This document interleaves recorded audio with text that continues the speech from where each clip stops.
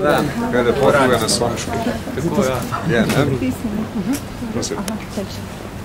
Najprej razlog. Ta obisk v zagorski občini. Torej, kot veste, jaz grem rad po občinah v Sloveniji. Danes sem tu v Zagorju, kjer je doma dobra volja in pozitivna energija. Ta kraj je doživel velike spremembe od opustitve rudnika naprej. To prilagajanje novim razmeram je bilo uspešno in je uspešno še danes. In jaz mislim, da moramo iz takih primerov črpati več optimizma in samo zaupanja, ki ga potrebujemo v teh kriznih časih. Tako da sem za to, da si vzamemo podjetje, kakršno je Sveja in pa vse, kar se tu v Zagorju vidi, kot zgled širše v Sloveniji. Vas lahko potem 23. februarja, glede na obljubo, ki ste jo dali zagorskemu županu Švaganu 1. novembra lani, pričakujemo znova v parku dr. Janeza Drnovška? Da, jaz bom prišel 23. februarja v Zagorje. Morda eno vprašanje, kako komentirate govor italijanskega predsednika Napolitana ob dnevu spomina na fojbe in obstand? Predsednika Napolitana zelo cenim kot resničnega demokrata, kot osebnost evropskih dimenzij in kot človeka, ki je povedal, da je fašizem povzročil hude bolečine slovenskemu narodu, slovenski manjšini v Italiji, v času vojaške okupacije med drugo svetovno vojno celotnemu slovenskemu narodu.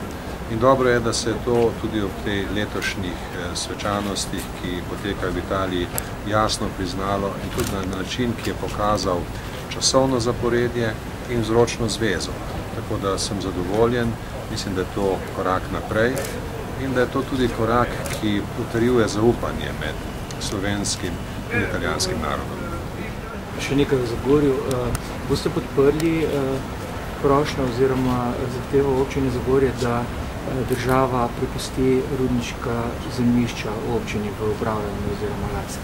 Jaz se sicer zavzemam za to, da bi občine pri nas dobile čim bolj kompletne pristojnosti pri upravljanju zemljišči.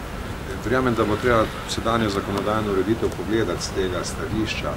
Danes smo se na občini pogovarjali o prostorskih načrtih in o raznih težavah, ki se pojavljajo v zvezi z upravljanjem zemljišč, kajti tukaj je teren takšen, da zahteva nekoliko specifično obravnavo, ne take koncepte poseljevanja, ki so v kakšnih drugih krajih možni in bolj naravni.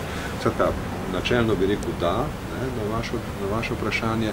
Mislim, da je treba povsod po Sloveniji videti, pogledati, kaj lahko občine kot najboljše poznavalke prostorskih vprašanj na svojem območju postorijo, da bo to upravljanje čim boljše. Vas lahko v Trbovljah pričakujemo tudi v kratkem? Seveda. In celo kratkem. Ok, hvala lepa.